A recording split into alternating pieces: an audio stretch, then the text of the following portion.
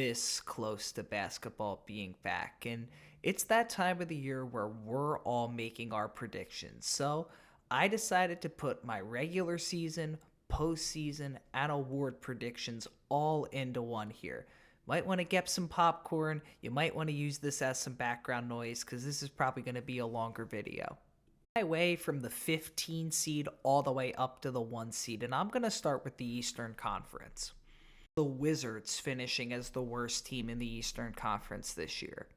The best I see the Wizards finishing is 13th in the East. They're a team that was built to be bad. They know they're going to be bad, and they want to be bad. Washington this year is just to see what young guys you can build around and who you can look to keep in the future, and which guys you can look to trade at the deadline or in the offseason to get yourself some real value back. In the Eastern Conference, I have the Brooklyn Nets. Decided to go full rebuild this offseason. They traded Mikal Bridges for all the Knicks' future picks. They even made a real nifty move to get their picks back from the Rockets in one of the most underrated moves of the offseason. Like that to get your own picks back, you can tell that the Nets are trying to lose this year. Pretty similar to Washington, they're going to be another team that's going to be trading assets away at the deadline and just seeing what young guys work out. One guy that Brooklyn fans are hoping to have a good year is Cam Thomas. He's going to be the number one option this year, and that's going to be something that could really be great for him or really be bad for him. It's going to be interesting to see how he goes against these elite defenses who are putting their number one defenders on him. He could learn from it and become a really good scorer that the Nets could keep for the future, but it could also just be a nightmare inefficient season for him. 13th in the Eastern Conference is the Detroit Pistons. Few years, the Pistons are looking for literally any source of improvement, and I do think that they're going to get a slight bump this year. For this, for me, is because they have a coach who actually is going to care now. If you watched any Detroit games last year, first of all, my condolences, I'm sorry. You could tell that Monty Williams just was checked out, and his rotations were not good. I mean, playing Killian Hayes over Jaden Ivey is just not a good decision, and if you watch those games, you could see why that was a bad decision. B might not be the best playoff coach. The one thing he really is good at is developing young guys. So for people like Cade Cunningham, Jaden Ivey, and Jalen Duren, I think that having JB there is really going to help them out and lead the Pistons to improving a little bit this year. Seed in the East is the Charlotte Hornets. I think if everything goes right for them, the Hornets have a chance to make the play-in this year. Another team that switched coaches in the offseason as they went and got Charles Lee from the Boston Celtics. It's a good hire and is exactly what the Hornets need, but what's more important to the Hornets is if their young star guard duo of LaMelo Ball and Brandon Miller can stay healthy. On the court, he's one of the best young guards in the league. He's so crafty and shifty. He's a great playmaker. He's a good shooter. People forget he was an all-star in just his second year in the league. And Brandon Miller looks like an offensive beast. He is a phenomenal scorer, and he is really going to be a star for the Hornets over the next few years. Still far in this rebuild or retool or whatever you want to call it. So the best case scenario is if they make the play-in and somehow sneak into like the 8th seed this year, which is really unlikely. The place in the Eastern Conference is everybody's favorite front office in the league, the Chicago Bulls. Bulls fans, but your team is not going to be defeating the mediocre allegations anytime soon. Almost everyone thinks that this team should have blown it up a year ago, 18 months ago, now, whenever. Why haven't they done it yet? We don't know. The Bulls are a team that is at best the 8th seed in the Eastern Conference and at worst the 11th or 12th seed. Into a rebuild like we all think they should, they just continue to be Charlie Brown trying to kick the football. The Bulls roster, you see they have a few good guys that are going to win games for them, but they don't have anywhere near the talent to compete with the best teams in the Eastern Conference.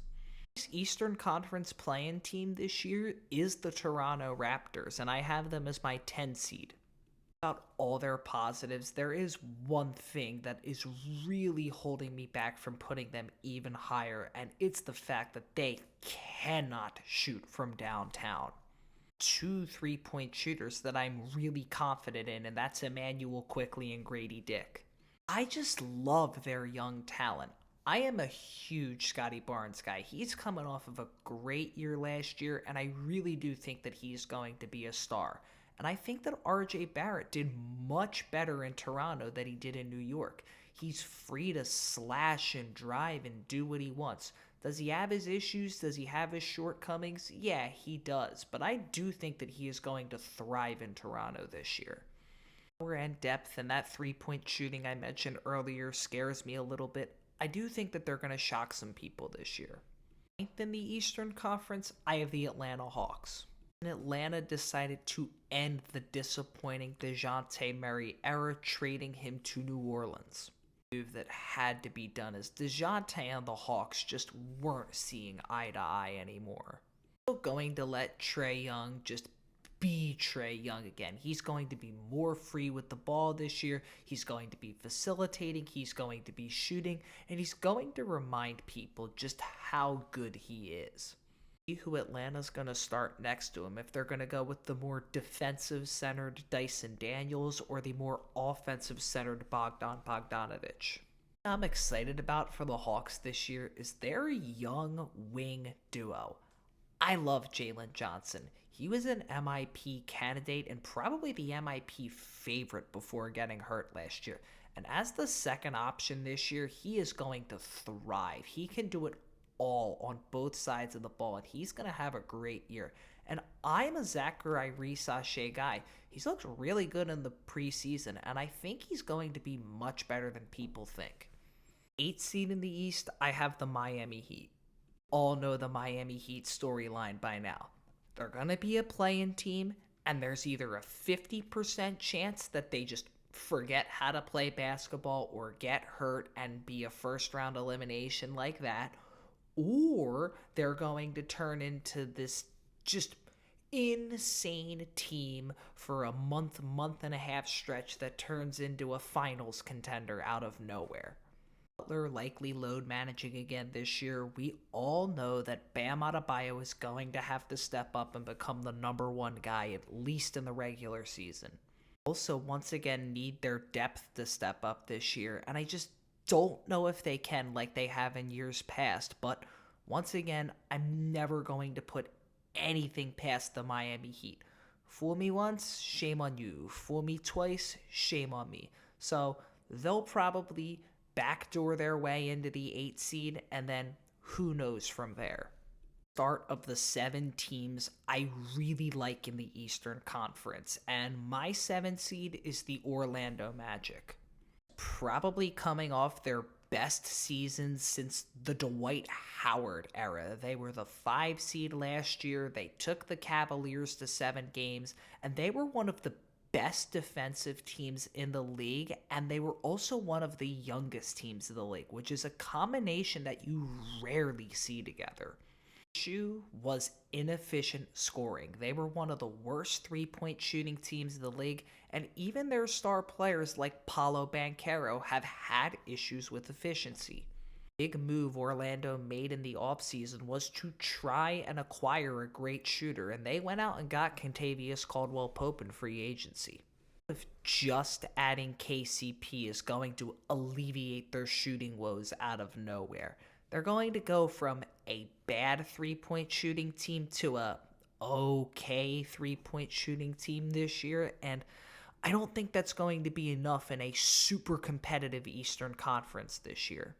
Could be wrong. They have an elite defensive core. Almost every guy they have on their team can play defense, and that's just such a great quality to have in a team. And I love their young wings in Paolo Banchero and Franz Wagner. His shooting efficiency's up, he immediately becomes a superstar, and Franz Wagner is a great all-around piece, especially for his age. Sixth seed in the Eastern Conference, I have the Milwaukee Bucks. One of those teams that could be as high as 2 or 3 this year, but this could be another tumultuous year for the Bucks as well.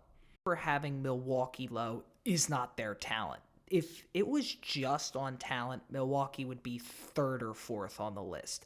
They have Giannis, they have Dame, they have Middleton, they added Gary Trent in the offseason. I like Brook Lopez still, even if the fit's not as good as it once was. I like Bobby Portis. I still think that the Bucks are a great team on paper. Cannot trust Doc Rivers in 2024.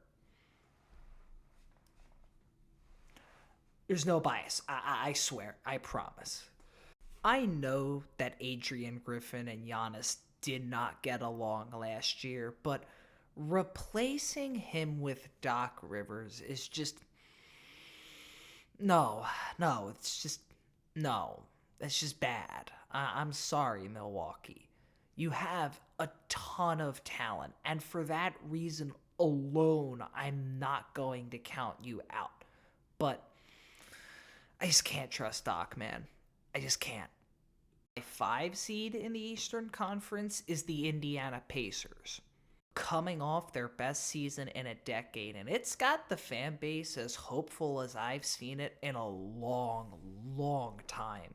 They say their road to the Eastern Conference Finals was easy with a playing Milwaukee team without Giannis and Dame at points and playing a Knicks team that was battered and bruised.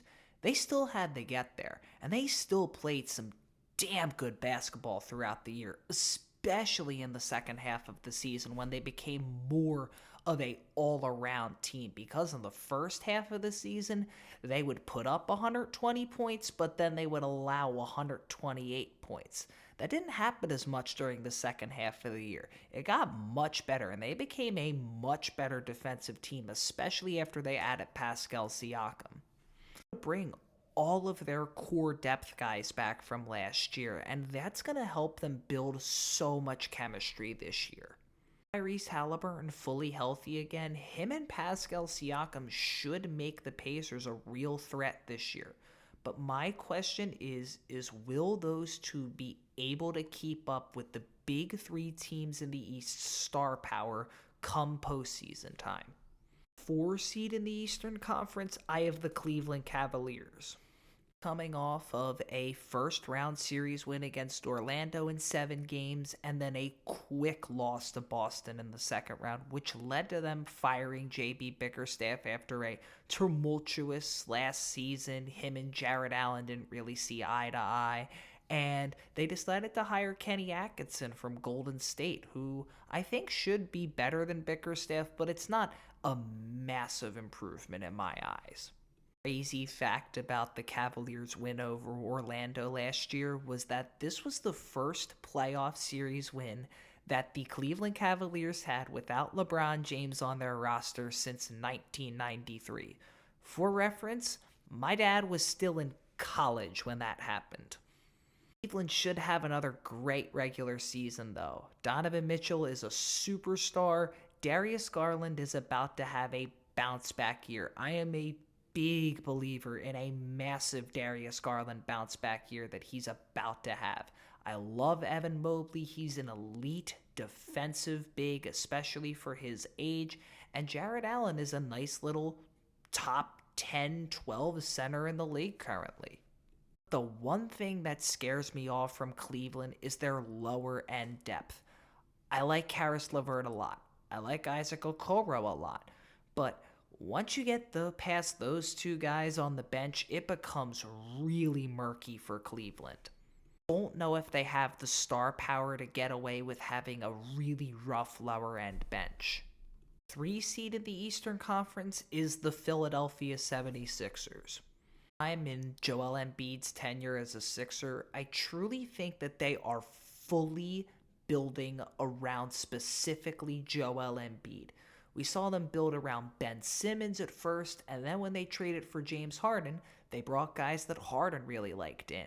So this is the first time that we're truly seeing a team built around Embiid, for Embiid, going to play in action. The question around the Sixers isn't about the talent. They have Joel Embiid, who's a former MVP. They have Tyrese Maxey, who looks to be turning into a superstar. They have Paul George, who seems to fit really well with this core that they're working with. They made some nice additions in the offseason, getting guys like Eric Gordon, Caleb Martin, Andre Drummond, guys that should fit well around Embiid. But that one question is always going to be there. Can they stay healthy for the postseason?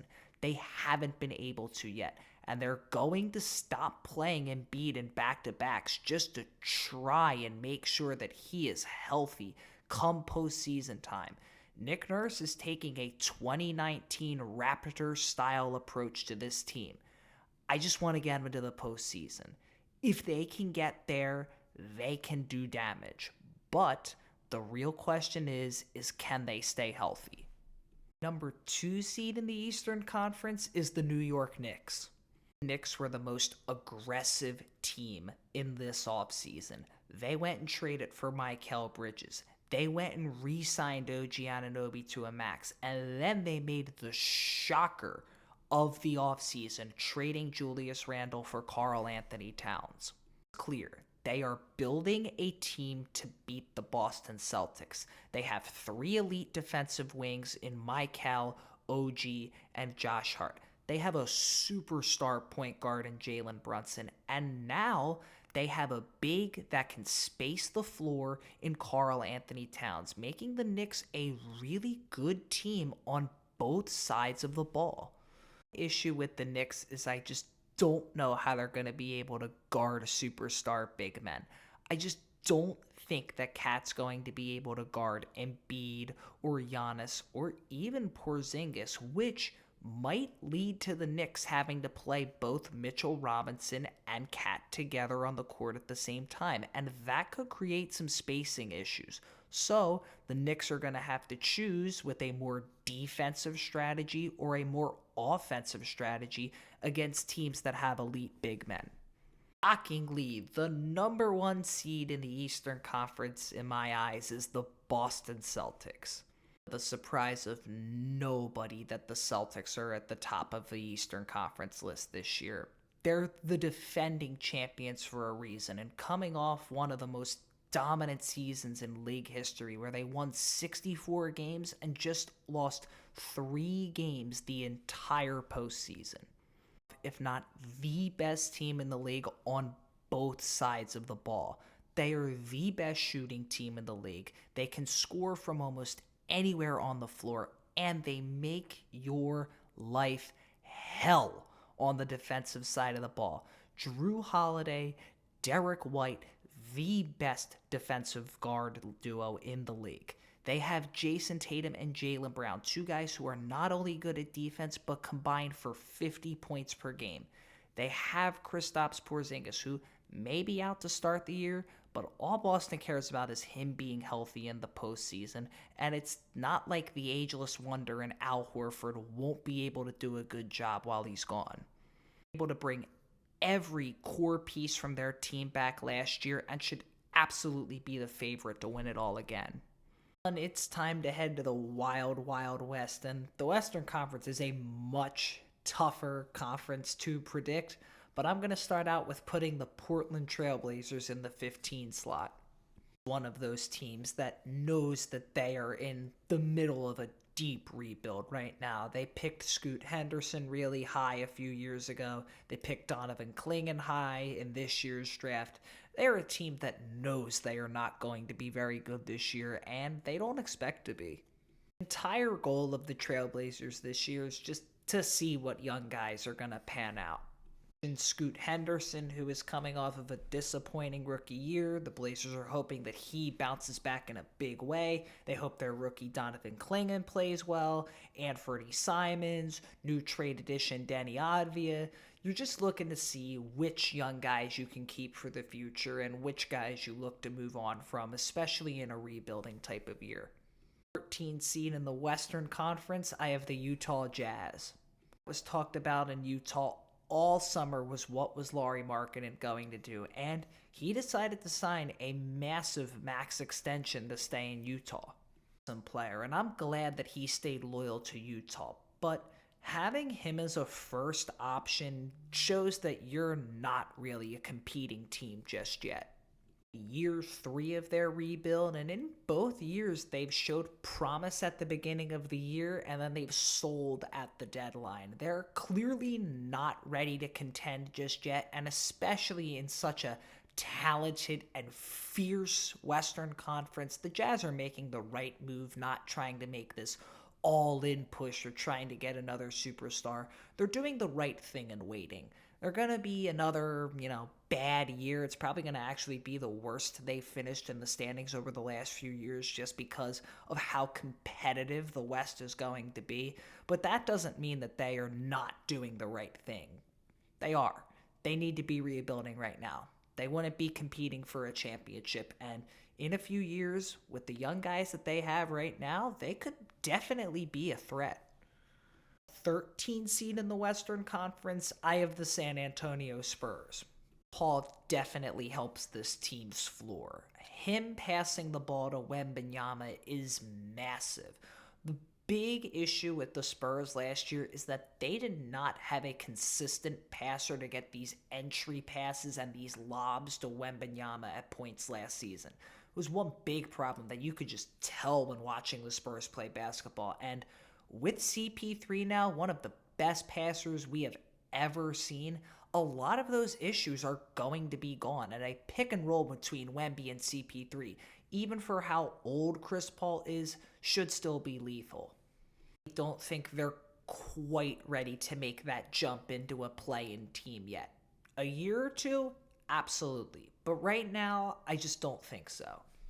Into these next few teams, I just want everybody to know that picking between the 7 through 12 seeds in the Western Conference was virtually impossible. I have no clue where all these teams are going to fall. I just threw stuff at a wall, and I hope that it's going to stick and work out for me. But due to their injuries, I have the Clippers as the 12 seed in the West. My injury news came out, I actually had the Clippers as a play-in team this year. But without him, I just don't know if I can trust them to be a play-in team.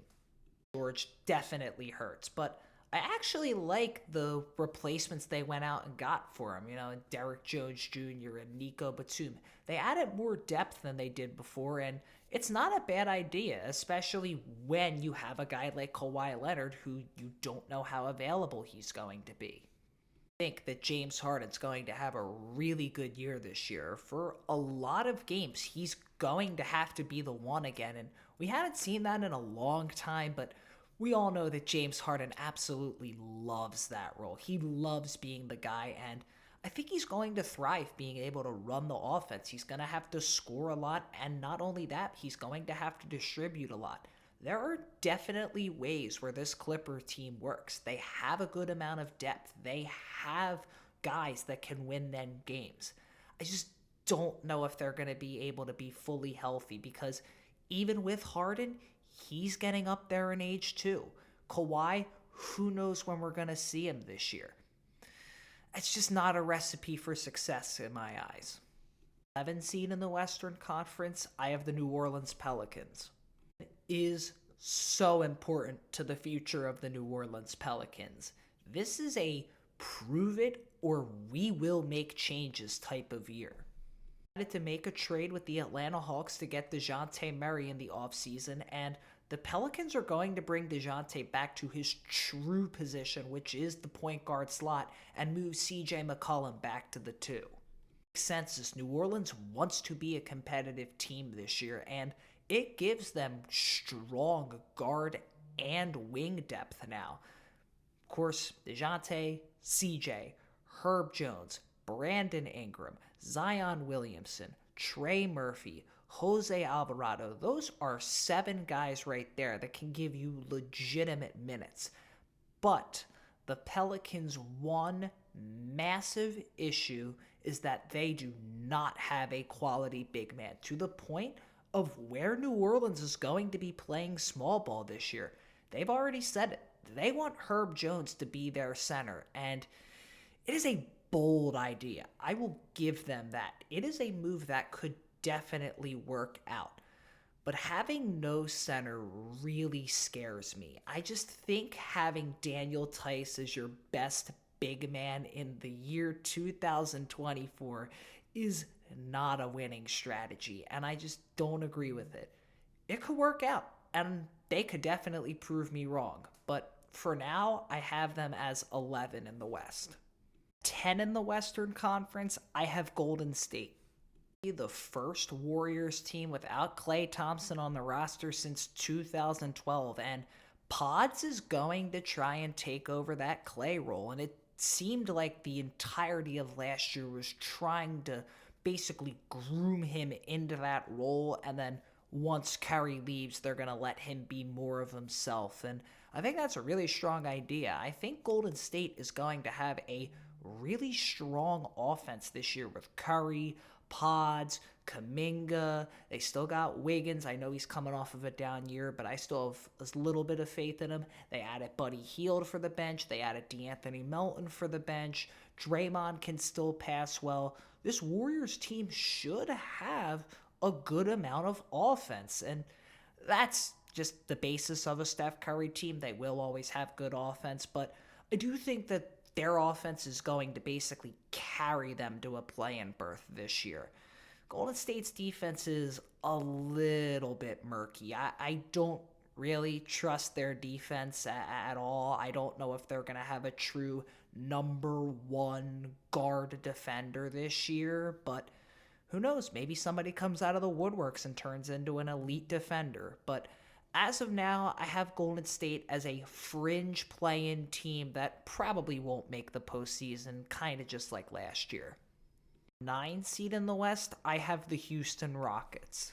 One of the biggest risers in the NBA last year. They went from being a doormat over the last few seasons to being a 500 ball club that just missed the play-in.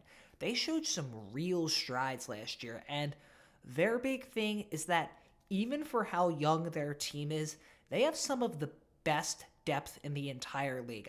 I look at their roster and I see about 10 to 12 guys that can give you legitimate rotational minutes. And for a team like Houston, that is just insane to have and just such a great quality. I mean, obviously, they've got Alperen Şengün, who looks like a star. He might have been hurt at the end of last year, but he should come back and be even better this year. They've got Jalen Green, who, while there is a lot of contention around him, if he has a big year this year, he will be a part of the Rockets' future. And if they don't, it's not like they don't have a guard surplus. They have Fred VanVleet, who had a solid year last year. They have Dylan Brooks, who's coming off of a solid year last year. They have Jabari Smith Jr. And off the bench, they have Amen Thompson, who looked really strong at points. They have rookie Reed Shepherd. They have Jayshawn Tate. They have Jeff Green. They have Tari Eason. They have Aaron Holiday. They have Steven Adams now. They have a bunch of guys that can give you damn good minutes. And it has me thinking that they're going to be a play-in team this year. I think that they're going to improve a little more, and they have a really strong team with a really strong foundation. They aren't ready to be a big-time contender yet, but I do think that they are going to get slightly better once again this year. 8 seed this year, I have the Los Angeles Lakers. I'm still not a fan at all of the Lakers' depth. I think that their high-end talent, along with the fact that they actually have someone who is willing to coach them now, will keep them as a strong play-in, deep team type of contender like the Miami Heat are, to where if they get in, who knows what can happen, especially with the talent that they have. Both LeBron and AD were fully healthy most of last season. Will the Lakers be able to get that luck again? If they are, then they can definitely do something this year, especially since they have a damn good starting five. But if LeBron and AD go down and either of them has to miss serious time, I just wonder if they'll be able to win games without either of them on the court. They were actually 6-4 without LeBron last year, but I don't know if they're going to be able to do that 2 seasons in a row, especially if LeBron has to have an extended absence or if AD has to have an extended absence. If they stay healthy, like I said, they could be a threat. But if they get injuries, I just don't know. My 7 seed, I have the Sacramento Kings. Made one of the more shocking moves of the offseason, deciding to trade for DeMar DeRozan, giving them a big three of De'Aaron Fox, DeMar, and Domantas Sabonis, which is a dang strong big three. They got 3 all-star caliber players right there. I have to wonder about the three-point shooting of this team. All 3 of those guys are not known for their shooting from beyond the arc, but the Kings do have some guys that can shoot from 3. Kevin Huerter, he might have had a down year last year, but he's usually a great three-point shooter. Keegan Murray, he had a good second year. His three-point percentage did go down a little bit, but he had a way better all-around year, and I think that shot will probably go up again. I like Keon Ellis a lot. I think that he is going to be a fantastic 3-and-D player for the Kings, and he brought defense and intensity that the Kings, who 2 years ago were one of the worst defensive teams in the league, desperately needed. But I just think they're a playing team right now. I don't think they're as good as the other 6 teams in the Western Conference, and I just don't know if they're going to gel right away. But with the talent that they have, they could definitely shock some people this year. 6th seed in the West, I have the Phoenix Suns. Coming off of a first-round sweep last year where they got crushed by the Minnesota Timberwolves, and they were killed by Minnesota's defense and Minnesota's depth. The Suns had some of the worst depth in the entire league last year and were also one of the worst fourth-quarter teams in the entire league. This led to Frank Vogel being a rare first-year coach that was a part of a playoff team and got fired. They brought in Mike Budenholzer, big guy from the Milwaukee 2021 championship team. After a year off to spend time with his family, he decided to take the role in Phoenix, and I like Phoenix more than I did last year. I think Tyus Jones is a needed point guard addition that the Suns desperately needed. They have Royce O'Neal now. They're going to be able to get 1 to 2 more guys at the deadline. That'll give them much more depth than they did last year. And of course they have Devin Booker. Of course they have Kevin Durant. Those are 2 guys that I don't need to tell you guys about. They're both stars. But I just don't think that they are a true championship contender, but they are a really good team, and they could make some noise this year just because of the high-end talent that they have and the fact that I do think that they're going to mesh a lot better this year than they did last year. As my 5 seed in the Western Conference, I have the Denver Nuggets.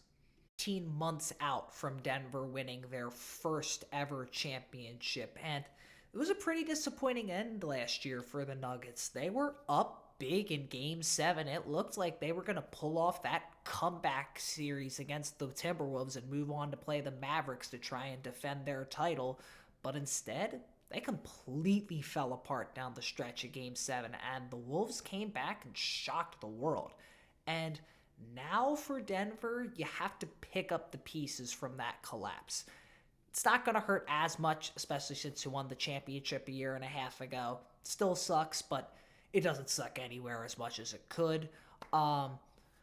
Really, for Denver, they're just kind of hoping that these young guys can fill the role that these veterans that are leaving, like Bruce Brown in 2023 and now Kentavious Caldwell-Pope last year, have left. You got to hope that Christian Braun becomes the true shooting guard of this team. Can he fill that role? You've got to hope that a young guy like Julian Strawther comes off the bench and fills that Bruce Brown role. You're going to have Nikola Jokic. He's the best player in the world. And when you have the best player in the world, you will always have a chance to go deep in the postseason, especially with just how dominant Jokic can be. When you got a great two in the postseason like Jamal Murray, anything's possible. Can Michael Porter Jr. shoot well? They're hoping. Can Aaron Gordon continue to play well?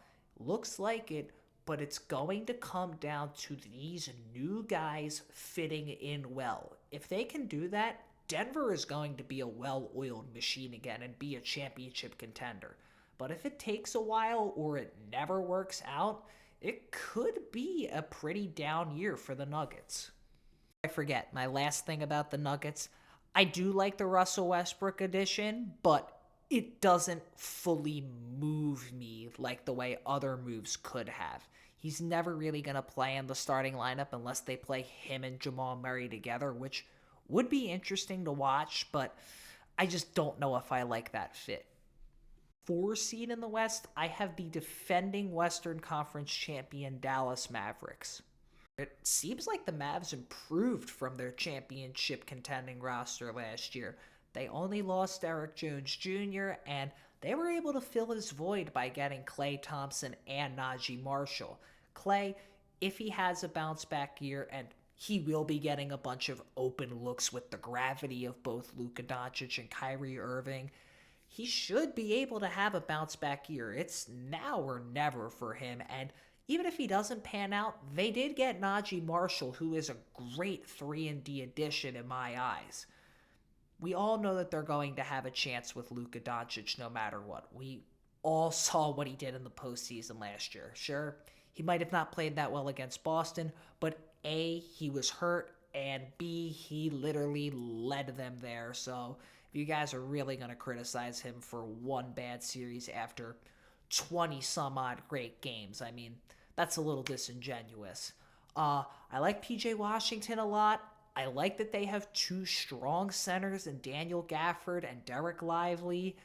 Like I said earlier, I really like Kyrie. I think he's done a great job as the second guy in Dallas, and he's finding a role that he really loves, and he seems to love Dallas, which is great to see that it looks like Kyrie Irving has a home. It's just so nice to see, you know, a guy that's been traveling around over these last few years, not really being able to find a home. He's found a team that just loves him, and that's great for his career.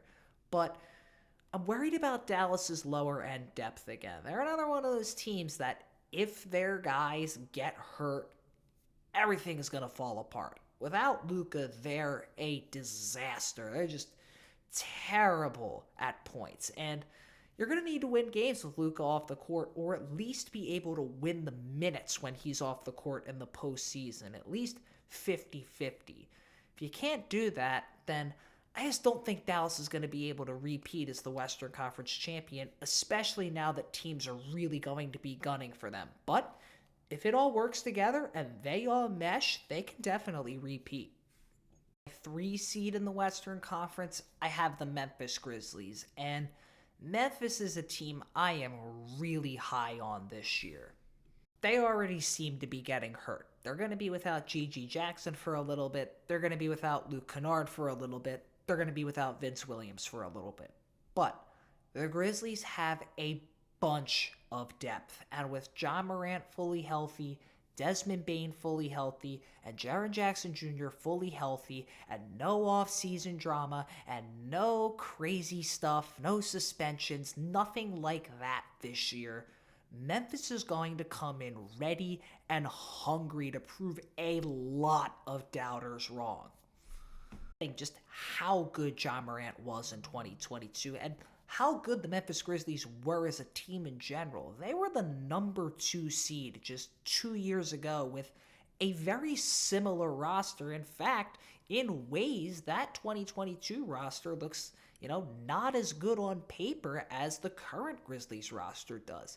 Memphis right now has a bunch of wing depth, a bunch of guard depth. They have 3 all-star caliber players in Jaren Jackson Jr., Ja Morant, and Desmond Bane. They have rookie Zach Edey, who they seem to have a lot of faith in, and while I'm not the biggest Edey supporter, he seemed to find the team that fits him perfectly. He has looked damn good in the preseason, and he looks like he is right where he needs to be in that role, down low, post-centric guy, and it moves Triple J to the 4, which might be the best thing that ever happened for him. It all comes down to health for the Grizzlies. If they stay healthy, they should absolutely bounce back to that 2022 form. But if they can't stay healthy again, it's probably going to be a pretty similar year to last year. 2 seed in the Western Conference, I have the Oklahoma City Thunder.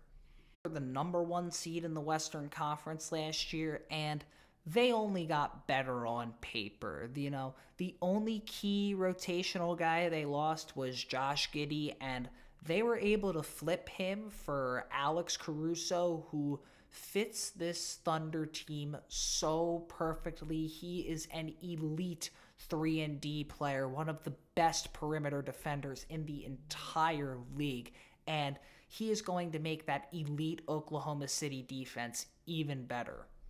I got was Isaiah Hartenstein, who, while he may be out for the first month, 2 months, is another guy that's going to bring elite defense and great screens for a guy like Shai Gilgeous-Alexander, and should be able to fit this Thunder team perfectly.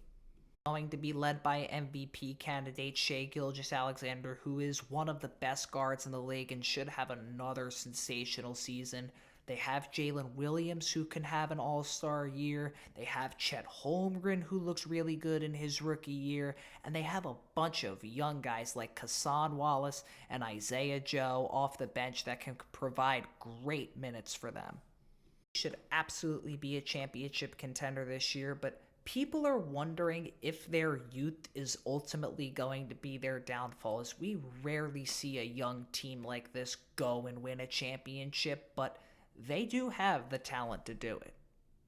My number 1 seed of the Western Conference, the Minnesota Timberwolves. A risky trade in the offseason, getting rid of Karl Anthony Towns, who had been a Wolf for life, for Julius Randle and Dante DiVincenzo. The spacing will not be as good as it was last year, but I do think that the Wolves are now a more talented team. Elite starting 5 of Mike Conley, Anthony Edwards, Jaden McDaniels, Julius Randle, and Rudy Gobert. Not only that, they have Nickeil Alexander-Walker, Dante DiVincenzo, and Naz Reid off the bench. Those are 8 really good guys that can give you rotational minutes right there. And while people are worried about the spacing, and I won't lie, I am a little bit too, having Randall and Gobert seems very mid-2000s style basketball, but around them, almost everybody that they're gonna play come postseason time can shoot. Mike Conley, still a really good shooter. Jaden McDaniels, solid shooter. Anthony Edwards, while he is more known for his driving game, can give you games where he is lights out from the field. Off the bench, they have Nickeil Alexander-Walker and Dante DiVincenzo. 2 of them are some of the best corner 3 shooters in the entire league, and DiVincenzo in general is just one of the best shooters in the league, as we saw in New York last year. And Naz Reid was the 6th man of the year last year and became a beautiful meme among the people. But outside of the meme, he is still a damn good basketball player. A little worried about their flaws. I really do think that they're going to have a great regular season this year. 44 minutes in, and I'm just now getting to the postseason. Woo! As you couldn't tell, I've got a different shirt on. I had a different shirt on for the entire Western Conference. I've been recording this in 2-3 different days. I started this Friday. It's Saturday night right now. And it's time to talk about the postseason. And for the play-in, I just had the seeds be the play-in team. So I have Orlando finishing 7 in the play-in. I have Miami finishing 8 in the East. And I have Sacramento finishing 7 and the Lakers finishing 8 in the East. With the Eastern Conference first round, let's just get an easy series out of the way. Boston's going to beat Miami in 4 or 5 games. Give or take doesn't really matter to me. The Celtics are just a far better roster, and I don't think Miami has the juice that they once had. Series is the Knicks versus the Magic, and while I think Orlando will put up a good fight due to their elite defense, I just think that the Knicks have more talent, and I think that New York will take that series in 6 games. Sixth series in the East, I have Philadelphia versus Milwaukee, and I think that that's going to be a really good series, but at this point in time, I just think that the Sixers have a slight advantage over the Bucks, and they'll take the series in 6 games. But it would be great to see Giannis and Embiid finally play in the postseason. It's crazy to think that they've been together in the East for so long, and we've never seen a series against those two. The 4-5 series between the Cavaliers and the Pacers is going to be a good one. I was really back and forth on this one because these are two teams that I do like this year, but ultimately I give the Pacers' depth the slight advantage that is going to help Indiana win this series in 7 games. Eastern Conference semifinals now, and I have the number 1 seed Celtics taking on the number 5 seed Pacers in a rematch of last year's postseason Eastern Conference finals. And despite the fact that Indiana didn't win a game last year, I think that they did give Boston a pretty tough fight. They just fell apart down the end of the games. And despite Indiana being good and potentially being better and learning more chemistry-wise as a team, Boston just has too much talent. They're better, and I expect them to win in 6 games. Other Eastern Conference semifinal series, I have the Knicks and the Sixers, and this would be a battle of two teams that have not made the conference finals in over 20 years. And I have been really back and forth on this series. I have been. I like the Knicks offense a lot. I do. I like it more than I did last year. However, I am really scared of how they are going to guard big men. I think that Joel Embiid, who averaged 33 points, 11 rebounds, and 5.5 assists on one leg and half a face against the Knicks in the postseason last year, while being guarded by both Hartenstein and Robinson, will do a much better job if he is fully healthy and playing Karl Anthony Towns and Mitchell Robinson. And for that reason, I have Philadelphia winning in 7 games.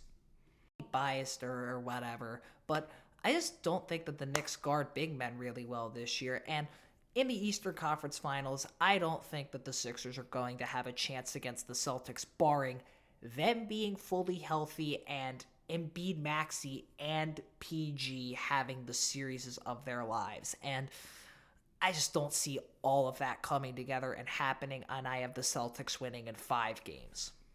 The first series would be the number 1 seed at Minnesota Timberwolves against the number 8 seed at Los Angeles Lakers. And I think that the Wolves just have too much depth for the Lakers to handle, and I have Minnesota winning in 6 games. The number 2 seed Oklahoma City Thunder versus the number 7 seed at Sacramento Kings. And the Kings are not going to have a chance against the Thunder. Oklahoma City is better than them at every facet of the game, and it is the only sweep I have in my predictions, as I have Oklahoma City winning in 4.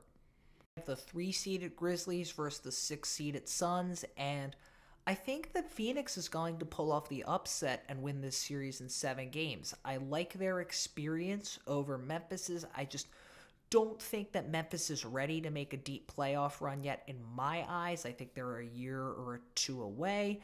And I think that Phoenix is going to try and prove something this playoffs, and they're going to get a nice upset and win against the Grizzlies. I have the 4-seeded Mavericks versus the 5-seeded Nuggets, and that's going to be an awesome series. Luka versus Jokic. That would be peak basketball that we should all watch. And I think that Dallas will take this series in 7 games, as they just have a little more depth than the Nuggets do, and that pushes them over for me. Dallas, a rematch against the Minnesota Timberwolves in a Western Conference Finals rematch from last year. And just like the Eastern Conference Finals rematch, I think that Dallas is going to win again in 7 games, and they're going to pull off an upset, as I just think that Dallas's team is built for the postseason more than Minnesota's team is. Oklahoma City is easily going to be able to handle Phoenix as they win that series in either 5 or 6 games, as I just think that not only does Oklahoma City now have more star power, but they also have more depth. It's going to be a second round rematch of last year between the Oklahoma City Thunder and the Dallas Mavericks to see who plays Boston in the finals. And while it'll be a great series, I think that Oklahoma City is going to get revenge on the Mavericks. They just have too much talent for the Mavericks to handle, and I have Oklahoma City winning in 6 games.